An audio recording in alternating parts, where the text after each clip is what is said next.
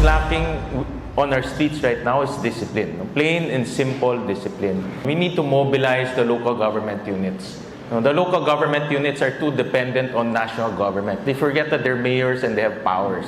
That's why the mayors, they have to use their powers to discipline their constituents. In terms of enforcement, it's a little fragmented in our country. You have National, the LTO, you have HPG, the High Patrol Group, then you have the local government units, and all local government units, if you look at their enforcers, you'll know that it's fragmented because uniform pa lang. May red, may green, may blue, may pink. So in other words, the local government units will be the first contact. So we need to mobilize them, we need to empower them, we need to make them accountable. Let them be the one who enforce and make discipline prevalent in their localities.